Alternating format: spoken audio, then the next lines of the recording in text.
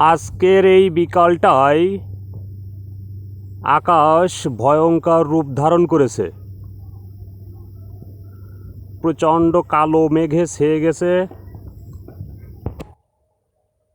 মেঘের এই দৃশ্য দেখলে যে কারোরই ভয়ের উদ্রেক হবে। মেঘ দেখে করিস নে ভয়। এই মেঘ দেখার পরে ভয় না পেয়ে উপায় নেই। শুধু আকাশের একটি দিক নয়, আকাশের চারিদিকে এই মেঘের বাতাবরণ।